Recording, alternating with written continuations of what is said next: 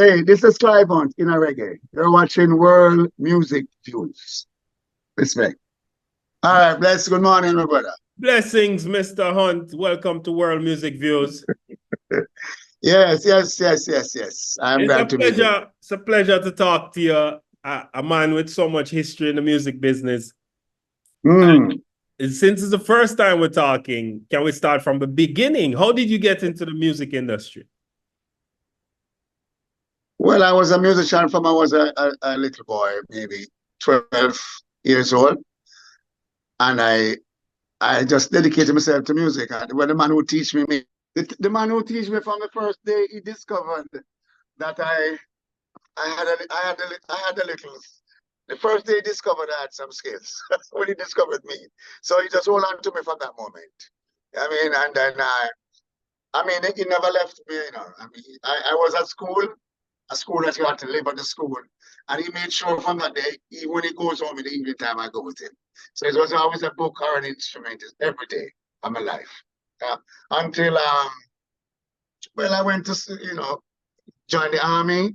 When they came for me, all of the army bands and the police came wanting me to be in their bands. They were romancing me, kind of. But I was too young. So anyway, when I finally become a soldier, they sent me to study in England, which was a special honor, And I came back and I was in the army there training to be a bandmaster at 19. Yeah. They wanted me, my music teacher and the director of the army bands wanted me to be the youngest bandmaster ever in the British Commonwealth. So I was concentrating on this, and I was asked by a friend of mine, Bunny Brown, who was a member of Derek Harriott crew with the group named Chosen Few. Yeah, he asked me to do a recording session on a song at RJ Studio. That was my entrance in the business. And it was that the studio is next to the stadium and the army barracks is next to the stadium. So I went there and I did the session and they were quite impressed how I worked. And Jeffrey Chung, the great Jeffrey Chung, I don't know if you remember hearing about him. He asked me if I could come back the next day. And here I am from then till now. What year was this? Let me tell you, to be specific, it was the same time when Lorna Bennett had the song Breakfast in Bed, which was #1 on the British chart, Top of the Pops, because they were trying to rush an album with her. And they had one more song to finish, and they called me to play on that song. And that was the song. So if you do a little check, you check out, you will find out. But I can't really recall right now. It's about 72 around that time, 71, 72. I didn't even know Lorna Bennett had a #1 song. Yeah, did you know that Lorna Bennett is Portage's mother? I know. I've talked to him about her before. He was telling me that she has never collected any money for that song either. Well, I'm not surprised because the man who was the so-called producer, there's a lot of stories about him and them and those at that time. Anyway, I came in. Unfortunately for me, apart from my music skill, I wasn't checking on that part with that Lorna Bennett go through. But I know the man and I know lots of people work with him and I'm not surprised, please. I'm not surprised. Have you ever had any difficulty collecting money for songs you did? I'm sorry. I'm right now today. I haven't collected for, I say 80% of what I've done, I've never collected for. And people put their name on it. I do stuff and people put their name, come out, written by them, produced by them, arranged by them. I can tell you a few big cases, like Someone Love You Honey with JC Lodge. Everybody knows what the case. In fact, JC Lodge just did something a month ago on the internet where she said she never made any money from it. And it was Clive who took her to the studio and Clive would produce the song. And then Joe Gibbs said, take the song and put it out and put his name on it. He was sued by the writer who wrote the song. And the song was, I got the song from off of a Charlie Pride album. I never knew the song before. JC Lodge came to the studio to record for me. And she had a stock of cassettes with demos, which she did. But I've been listening to demos for maybe 2 months before I didn't. I love her songs, but it didn't sound reggae to me. And she sounded too nice. And then sometimes I like to do some like rough stuff. You know what I mean? I didn't want to record a nice thing with her, and she was her first recording. So E.T. and Joe Gibbs, was engineer and Joe Gibbs' partner and co-producer on most of the stuff, quote unquote. Told me that a friend from someone in Trinidad from a record store had sent 3 albums and tick off a couple songs on each of the albums. Said those songs would sound good if they were redone in reggae. And incidentally, the first song I listened to, I had the musicians there. We need to do a song right now. Everybody was leaving, and she was begging me, Clive, please. So I just said, I really like a song there, man. Everyone said, I listen to this. I listened to this, the first song, Someone Love You Honey. I recorded it. I fly out to Miami the next day to do some of the work. When I came out to Jamaica, Joe Gibbs finished the song and released it. I put his name on it. He was sued for everything he owned in the US. Wow. I've met Charlie Pride a few years later where I did some work with him and his son and his wife. And he was saying to me, it's a shame what that man did, man. He shouldn't have done that. And Charlie Pride told me it was some guy in Canada wrote the song. And how many years is this? Oh my gosh. Maybe 1978. It's almost 50 years. Wow. I can tell you another case when Dennis Brown was signed to A&M Records. The only time he was signed to a major. It was me doing some demos in the studio, just me and the engineers alone. And Joe is walking in here and say, Clive, who's that for? I say, nobody, just do some stuff. And he said he would like Dennis Brown to do them because there are some people interested in Dennis Brown and he didn't have enough wide amount of material to send. So I just let Dennis do the voice. And then when the album came out, he had the title of the album was Foul Play. And the title track, I wrote it. And when I saw the album came out and I was reading the credits, I see Mark produced by Clive, written by Joe Gibbs. And I contacted him and I said, give him, man. That's what I'll call him, give him. I said, give him, oh, you put the name on the tune. He said, Clive, you named it all over the album. My name can't never one tune. He was never in there one time when I was working. I mean, he came and listened once or twice at the door. I mean, that was it. But it's a common thing in the business, man. It was a common thing then and before. And with that producer, he was also he was the executive producer. And in those days, I don't know if it happened that much nowadays, but most of the people who used to get honors and national awards, big awards for a producer, they never came to the studio. It was we producing the stuff, and he's just in his office, he or she, and we deliver it, and that was it, my brother. So it's a common thing in a reggae. That's all in a reggae. Oh. Would you? I see Max Romeo suing Universal for 15 million. Would you ever file a litigation to reclaim some of that? If not for yourself, for your children and your grandchildren? Man, that's an interesting question. 2 years ago, a guy called me from England, and he told me he identified who he was. He represents a group of lawyers, and so they're suing some people on behalf of a few people. I found out just recently that Max Romeo is a part of that lawsuit. But these people approached me and told me that there are 30 albums on Universal, for example, that I produce and I'm not being paid for it. And I said, 30? Oh my God. But the group, the Universal is a group. So it has MC, it has Virgin, it has this, it has that. So it's a yes. And when you start naming some stuff, some of them have never been paid.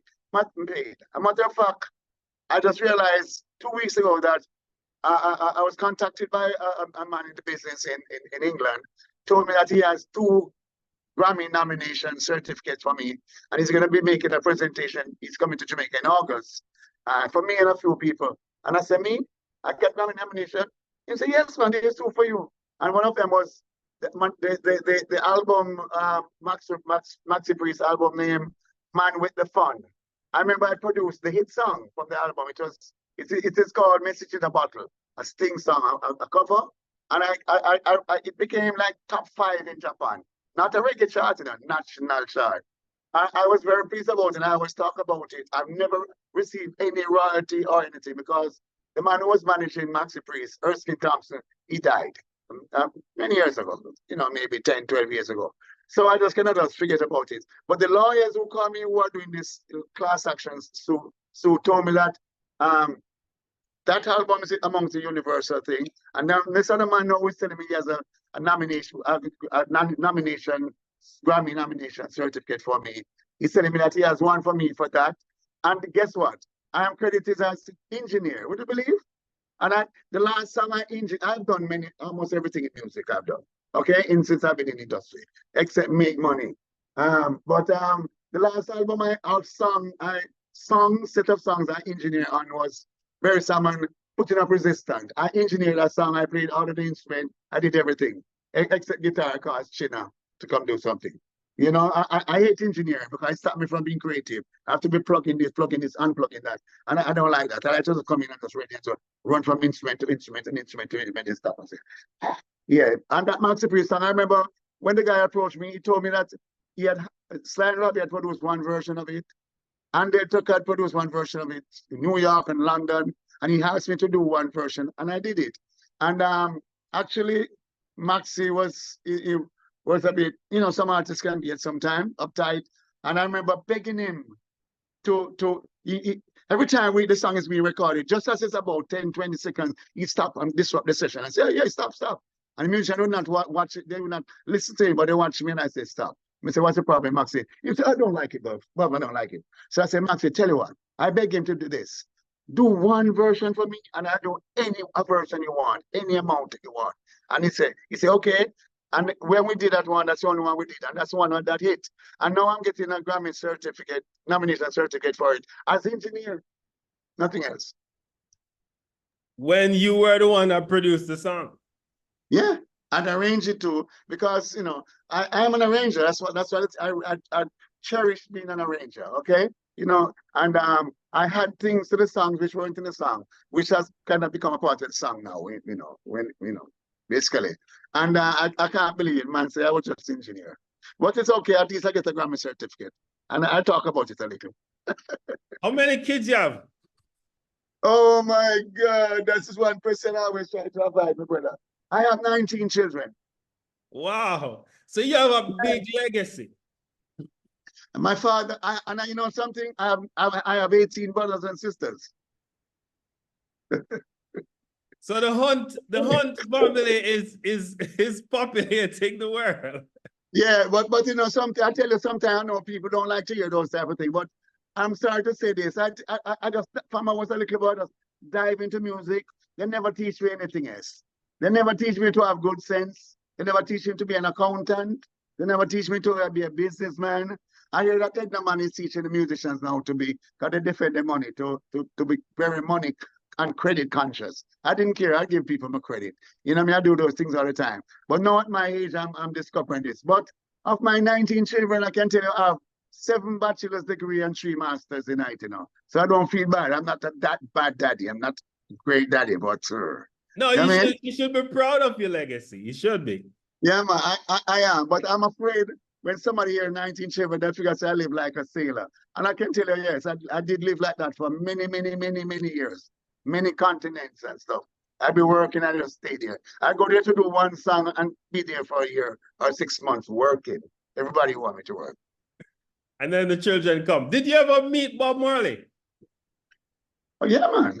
The first time I met him, well, I remember when I was a little boy, so at my mother's yard in Livingston, my grandmother's yard, on Friday evening when JBC had the chart, you know, it was a big thing when I was a little boy, the charts, you know, the Jamaica chart.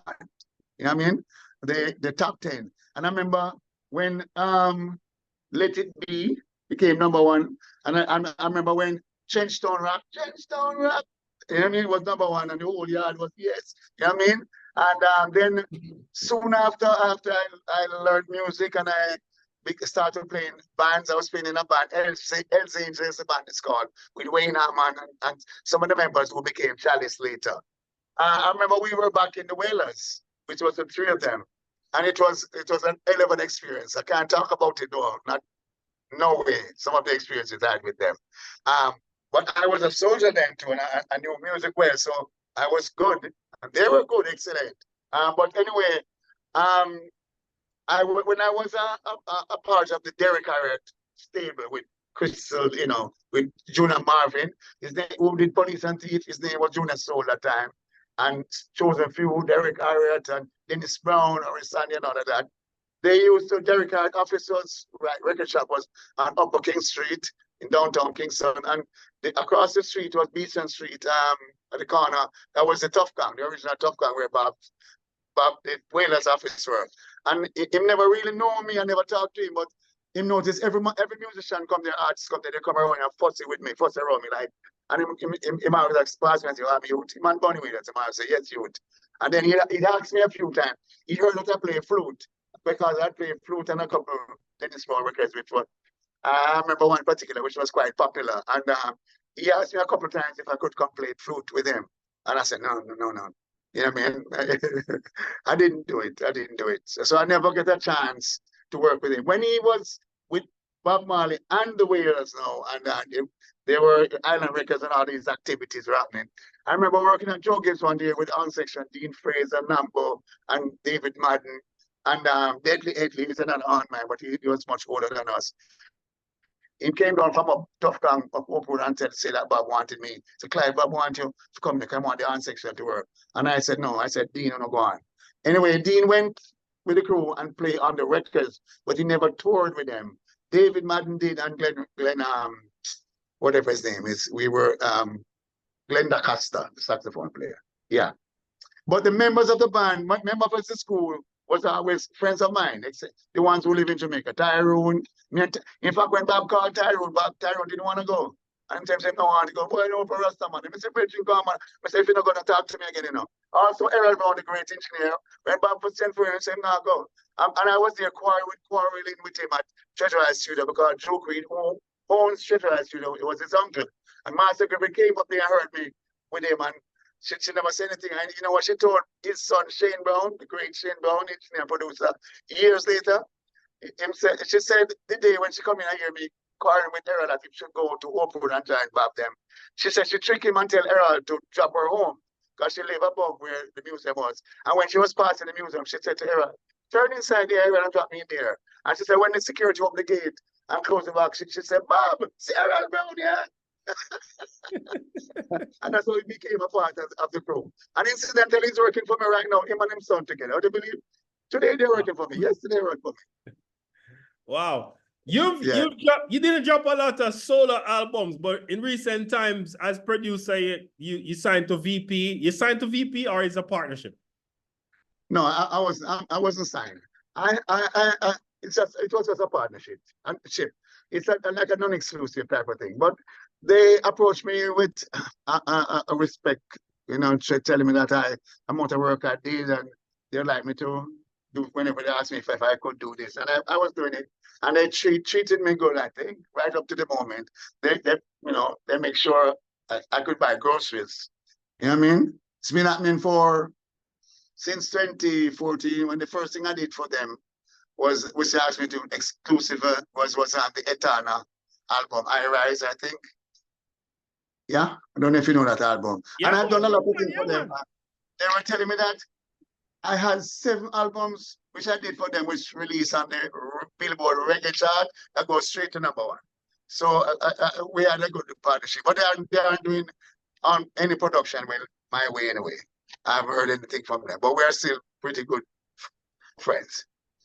I didn't even know you did the Etana album, and that album went to #1.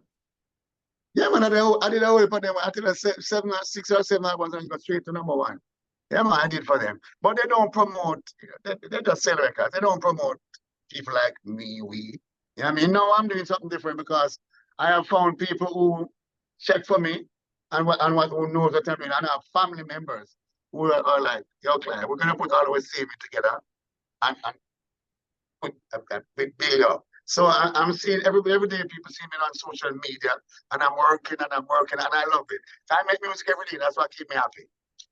Yeah, and people, well, I am fascinated with your story because of the history of what you have done. And a young man like me, looking at you still doing it, it's super interesting to me to see your resilience still. Well, I'm in Mixing Lab studio right now. If the camera was around, you see the mixing board right there. And the team is waiting on me to finish the interview to go. Yeah. Let's get on with it.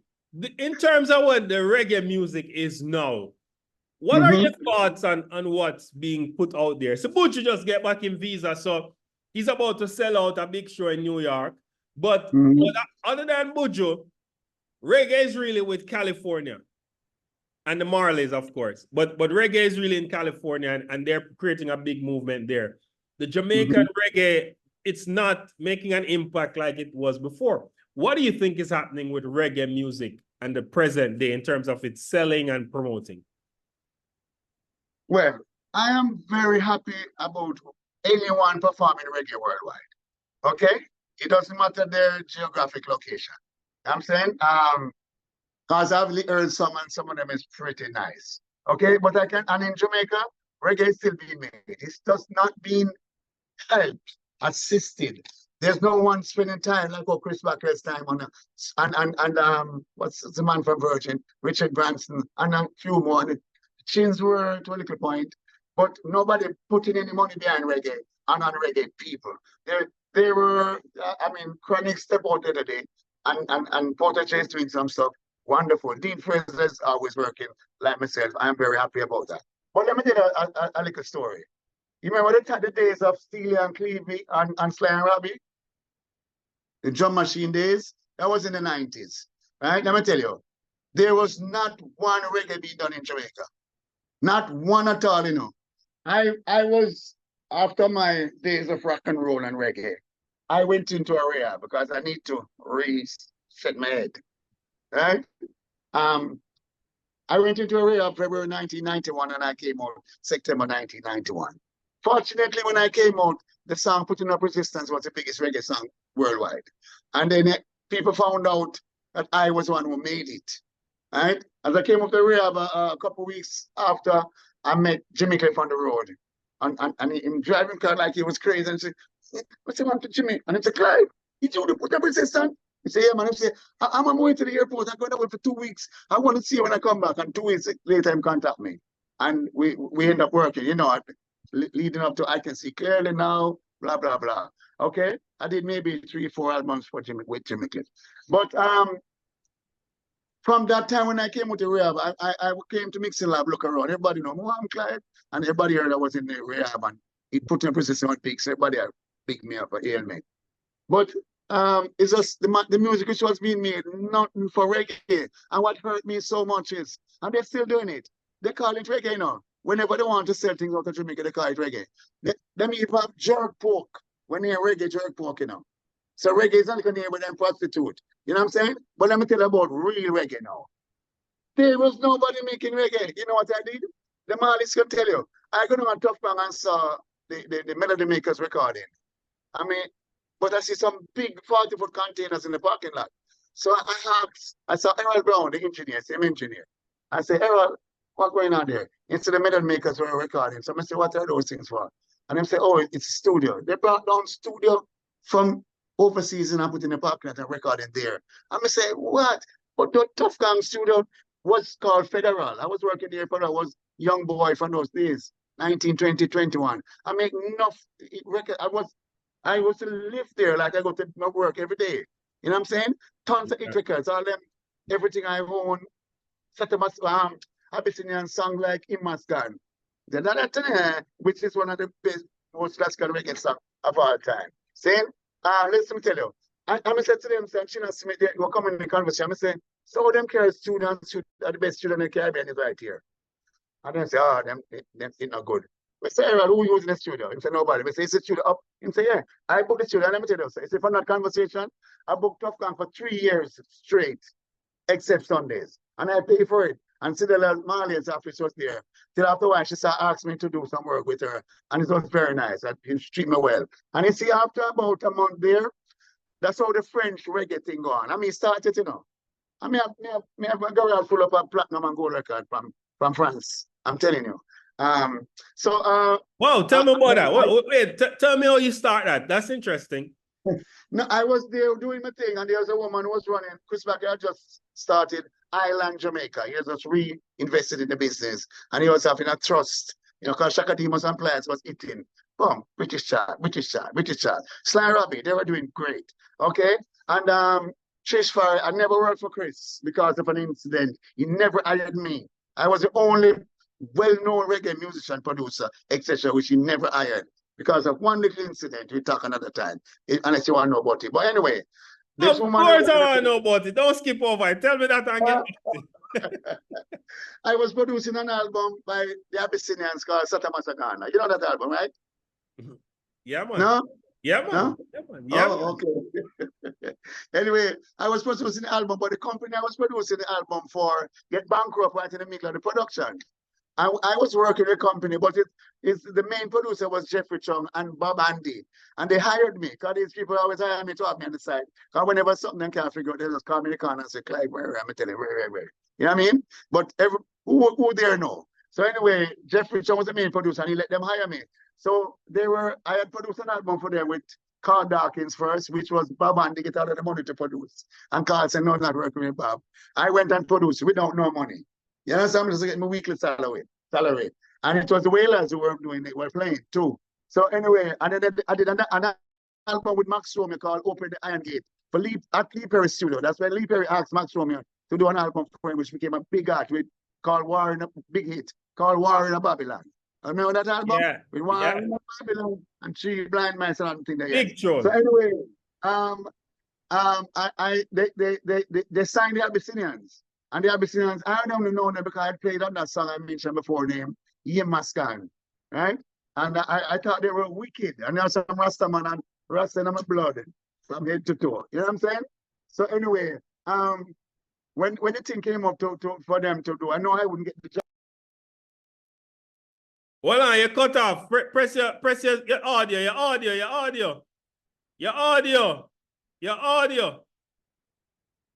Whoa, wait. Hold on. Wait, your audio. Wait. Yes, you're back. Me? Yeah, you cut off. You cut off a while ago. I never hear you said the last 30 seconds. No, there was a production meeting with the managing director for the company and the chief financial officer and accountants, and they were discussing doing the Abyssinian Satamasagana album. And there wasn't enough money because the artists them wanted three-man group. They wanted, and then there's the production cost, the literal cost. I mean, for musicians, studio, so on. You can't go around that. So anyway, because I wanted to, you know, I was there quietly saying, boy, I would do it and I don't care about the money. That's what I was thinking. Anyway, the Abyssinians them just say right there, say, hey, are the youth who want to produce me? And them say, what? And said, no, the youth who want to produce it. They said they wanted me to produce them. So I ended up doing the album, but it was that time in Jamaica, I think it's around 75, 74, 75, 76, when there was a big exodus of people to Jamaica because of politics, right? And in the middle of the production, I was left with the album on my own. The company went bankrupt. Everybody ran to Jamaica, England, and Texas. So I went to RJ's studio, the same RJ from Lana Bennett. And I tell him, say, boss, if you have any work for me, I work for you. I don't want no money, I want studio time. And he gave me studio time. And I went to Joe Gibbs' studio and tell Joe Gibbs and E.T. the same thing. I ended up doing maybe 100, 200 works for Joe Gibbs. If you say, tons of Dennis Moore, Barrington Levy, name them. All, Joe Gibbs. I never really get paid at all. You know what I mean? So I just wanted studio time to do the Abyssinians album. So I was doing the album. When the album finished now, I couldn't even find the people who I was working for, but I used my money basically to finish it. And I got a message that from a guy, somebody contacted me and said Dan Taylor would like to talk to me. I know Dan Taylor's Bob Marley manager and Chris Backwell, they moved together like this. They never talk to me, they just walk past me, everything. So I said, me? And I said, yeah, man. He said, Chris Backwell want to talk to me. But Dan Taylor says Chris Backwell want to talk to me. So I went to the Sheraton Hotel and I was there sitting out in the living room of his suite. And I was very impatient because I was, true, me's not part of them company. I never hang around them. I mean, me's always like a road boy, a rebel, like, bro, I don't need to talk to them, where I want me for. Nobody want to tell me. So anyway, oh yes, I was in the living room of the suite at the hotel. Very nice settings, waiting, and then Dan Taylor keep coming back and forth, and I keep saying, Virgin, where I'm going? More I'm going on. And I said, no, my youth, care for patience, man. The boss want to talk to him and be patient, man. He might advise me to be, Anyway, eventually Chris Backwell came out. It was a long time after. and told me that him tell me say I want to hear the Abyssinians album. I hear about it, I want to hear it. So I said, okay. So I went to the studio, and the Abyssinians them live pretty close to the studio. So, you know, Joe get they make the studio available. And him we listen, it was irate. Him like it. And him said to boy, I like it. And him going 9 back for him checkbook. And when he go for the checkbook, me step back. You know? And the Abyssinians them step closer to me like, oh, what you do? So I want to hear him say, what going, boss? And Chris Blackhead said, he said, most going to give me a check, and his people will be in touch with me. But I did something there which I think it was unprecedented at that time. Because I said, no, I don't want no money. I know my thing, you know, I may not talk no business. Because we had a little talk in the studio every day that when Bob signed Bob, when Chris Blackhead signed Bob Marley, what him did, him signed every other talented reggae act anywhere. You see? Which was a business ploy. Like him signed Steel Pulse, him signed Turtle, and him signed this and that. But it wasn't to pick them up. It was to pick up back and hold them. So, you understand? That's what we felt. You hear me? Yeah. That's what we felt, and we had a conversation every day. Well, it was so now, but it looked like something like that. That's just what we just decided it was. Anyway, when him go for him checkbook and it, I said, no, boss, I don't want the money, man. I said, but you give me money, I mean him turn on. And the other thing I was saying, Clive, you, what you do? What you do? I just turned to the engineer, Errol Thompson, and said, take $2. And then give me $2 for my bus fare. I'm going to take $2 for him and just leave the studio. And Chris Blackhead never called me again, never hired me. Once there was an album when he had Mango label, which is a side label from my island. I was in New York for a while, a few years, back and forth. It's almost like I resided here, but I was going back and forth regularly between studios in Jamaica, New York, and Miami. The president for Mango Records' name was Lister Lowe, and Lister sent a message to me that they signed the Paragons and they were doing an album, and Chris wanted me to do the horns arrangements and play on it. Chris Baker told him that my name looked good on records, so he must make sure he get me. So he called me and I say, yeah, man, I'll do it. So he paid me ahead of time in New York. We met in Manhattan. Paid us in their offices. He paid me for the session, gave me my plane ticket, told me to go to the Hilton or the Sheraton Hotel. Everything was booked. I remember I went there, and then the session was going to be at Tough Gang, which is Bob Marley up Oprah there, which is Bob Marley's original studio. I remember I went there and everyone was there, and I went there before the musicians. And I was a bit tired because I'm flying and all of these things. And I remember going under the piano to lie down with a trumpet like this. And my brother, when I wake up, it was morning. And the session was finished. Dean Fraser come with my hands. Still, because he was a part of my section at the time. And just played to the hands, because I think there were a couple of songs and so. They did everything over, blah, blah, blah. So I wake up and I say, what after the session? It's a Clive, everything done, man. I say, I mean done. I didn't play a note. I didn't tell nobody nothing. And then when I went back to New York, Lister thanked me. I said, Lister, I know a pre-con. He said, don't tell nobody, man. He said, I said that, no, Clive. And then, 6 months later, I saw Dean. I come to New York, other places, go out to Jamaica in a session with Dean. And he said, Clive, him call me Azul. He said, Azul, I know when I get paid for the Paragons thing, I said, what? And they paid me before I come to Jamaica. So that was the only time. So when Island Jamaica started and I had Tough Gang going on, and this woman named Trish Farrell around the thing, I got a call. I produced a song with Richie Spice, just by accident, and Richie was there with me every day. Them introduced him as brother of Pliers and Spanner Banner. So he come there every day with me, and they were flying over the world. Them brothers, them have hit records and stuff. So he come every day with me, my part of my crew. I mean, regular youth, him come there, sit down every day. And then one day, I always was impressed by the song named Satisfaction by Carl Dawkins. And a lot of people in my age group, in my era, learned piano from that song. Boom, boom, chip, boom, chip, boom, chip, boom, chip, boom, chip. So that's how I learned piano too, Yeah, Dean said to me, say Azul, because I said him call me Azul. Some of my close friends call me Azul. He said, Azul, say I'll know when I get paid.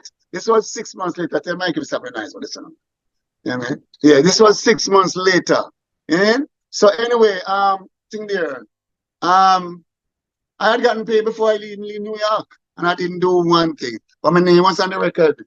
But anyway, I never hear from nothing with Island Records, and they were doing great globally. I was very proud.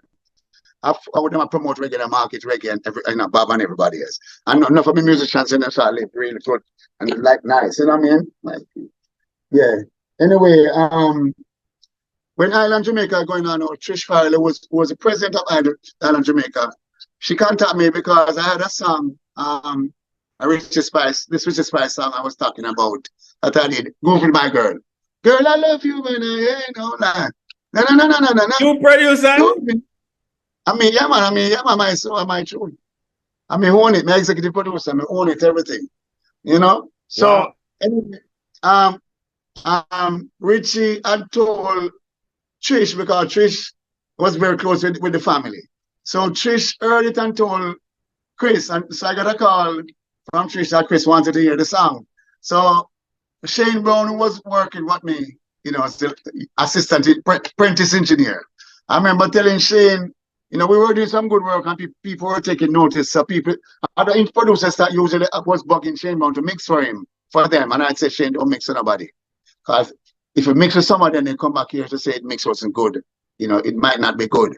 But you don't mix with nobody until you mix a song for me. In any song I am a proud of, I approve. Nobody can tell you can't mix. So anyway, I said to Shane Brown, I said, Shane, give me a 10 minutes reference on that song. He knows what I mean. A balance. And he just did it, and I said, go get Chris Blackwell. And I get a call back right away from Chris to say that he love it and he wants it. And we talk about the business part, money and so on. And him say, okay, he's going to send this amount of money. And he send me a contract. So I say, okay, then I'm going to mix it. And him say, what? I say, see, it was like a Friday evening. I say, no, I love it mixed. He said, Mr. Hunt, what you send me is what I want, nothing else. And that's the song. It was a 10 minutes mix, you know. And that Groove in My Grass, it was a big song. Yeah, Shane told me the story. Shane told me the story. I never remember it was you, he told me. He told me that's how he got into the business. So that was the only time again I had any conversation with Chris Blackwell. I went to visit him property a few times in St. Anna, St. Mary. And him always greet me very good. And I remember some time back, he had given me his email address and to tell me if I ever hear anything interesting, I should let him know. And I can tell you over maybe 30 years since maybe twice I sent him something. You know? So tell me now. Yeah, continue. Sorry, continue, go. No, that was a story with Chris. But me tell you what happened now that time, you know. At that time, nobody in Jamaica make reggae. Not even the engineer that know how to record. They didn't know, not even talk about live drums. The engineers couldn't. All the recording was drum machine. Everybody learned like that. Just plug into the machine, plug into something at the board, boom, it sound good. You know, reggae and live music, you have to make something sound good. You have to mic it and make it sound properly before these drum machines sound that were mic'd originally and somebody used it and put it in the machine. You know what I'm saying? But anyway, there was nobody making reggae, and I felt such a shame. But you know what? I did a tough gang in doing those 3 years.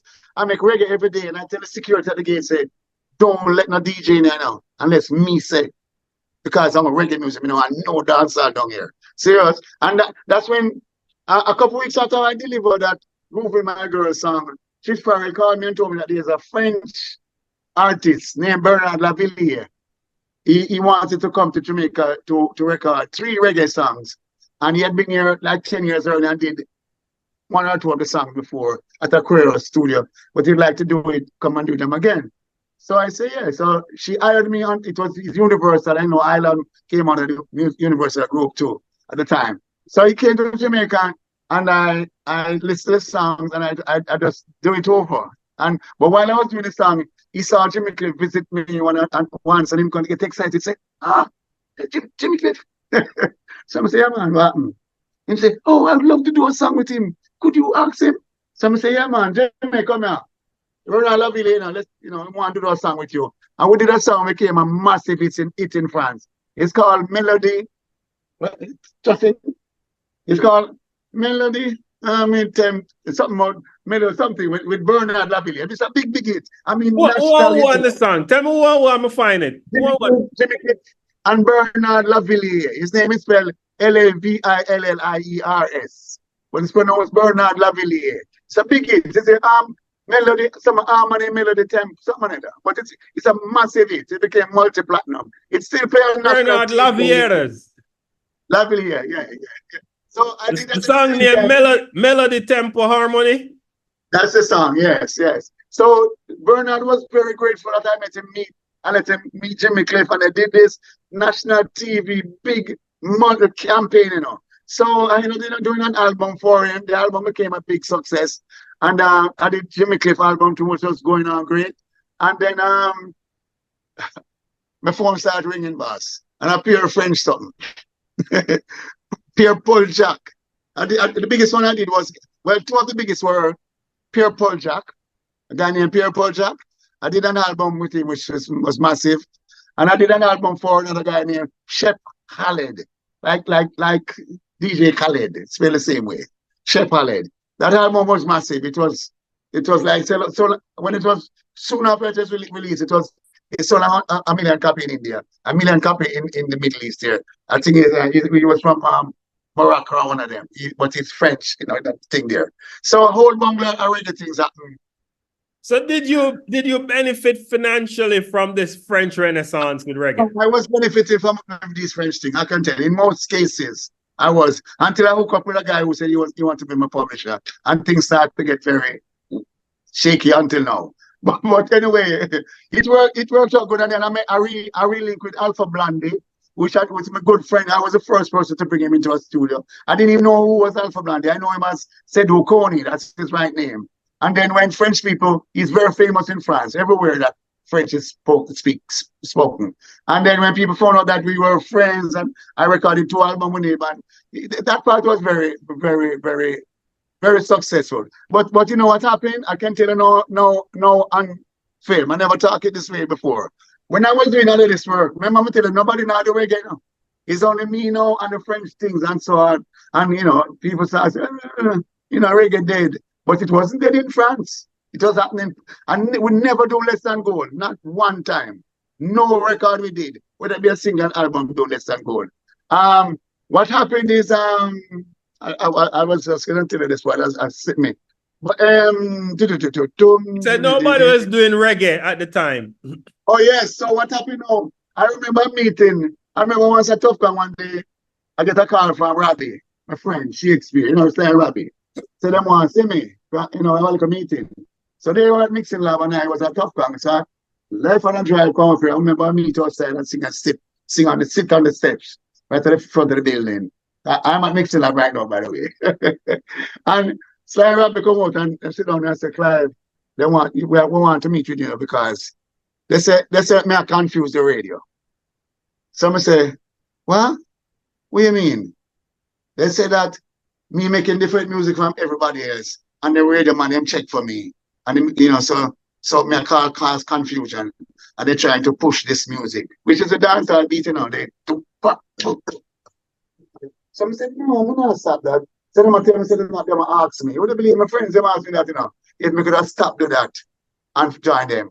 I remember I said, Mr. Robbie, come here, Robbie, close friends, from long time, very close, like brothers. See? And I say, Robbie, man, when me a little boy, them used to beat me now, my knee, them in my fingers to play music. I can't do that. That's not nothing much. That is just a beat. Better to say me could join together, and I had the music to that. Yeah. Them never go on bad say when they were very disappointed. I'm going to go and do what I do. I'm telling you. Some I tell you, say, walk on with reggae now, worldwide, I think. I don't mind, nobody not steal it. It was part of my aim, because that's what Bob Marley was doing. Spread the love. People pick up on it and the message. You know what I say, my brother? So I'm so happy that I'm still in the business at my age, and I work every day. I'm saying every day, and I only work. I just work when I don't feel like working. You know what I'm saying? And it's reggae make me work. It's not nice. Anyway, I was trained as a classical musician, and I end up as a reggae musician. I'm happy with it. I have come around now I have my own production company and label. I use an iconic as well, but it's basically Clive one. Because when I use a new name, people know it is. When I say Clive one, everybody it turn. Anyway, I'm glad about that, It's also from the early 70s. When, I can declare a little story. I went to New York at the time when people were not from Jamaica, and I was married then. I run a young wife. I run to Jamaica, because I'm get a little problem with some man. You know what I mean? I'm going to say, let me go away a little. I never go to New York, I never know nobody in New York. I was going to my wife, and I went there with $74 in my pocket. I'm just put her in a hotel on 30 something street in Manhattan, and just walk uptown till I reach the Times Square, and just say, let me take the longest train. Anyway, I look and I'll take the number 2, okay? Go way up to 241st Street. See? But you know how I went there and do that? At that time, I knew one thing. Anywhere in the world, me go and say, you're a reggae though, I'm going to say Clive on, I'll be recognized. Okay? So, coming back to now, when I have a record label, I can console. When we do it and we do whatever thing, no heads are drawn. But so my business manager said, Clive, you must use Clive on. Anyway, you go to Clive on, everybody stop and turn around. You know what I mean? In music, reggae music anyway. So, right now, I'm producing, I have some new products coming out, and the first thing is with a team of 2 young artists assigned. One is Jeremy Brown and Rennie. Anyway, I call him Rennie and Jeremy. And I have a new song coming out called Me Can't. It's a remake of Barnton Leave My Woman. You know, which, you know, man I sing can't do it, and girl, them love her. She can't do it without him and that. But them I do it, try everything to make it work. And that is going to be released on the 7th of June on Ineffable Records in California. And then the week after, I have a song coming out by Maxi Priest called Naya Biggie Love. Okay, so I start a trend and I have a distribution, and it seems like I'm getting some love from California. I give thanks. So you're plugged into California. You're from France, now going to California. No, yeah, man, right now. In there. We just have to do the right thing, and that's what I do is give them music. All right. Yeah, man, legendary. I'm sure they're glad for that because you're the roots, man. You're connected to the original Jamaican music. So yeah, man. That's a big thing. That's a big thing.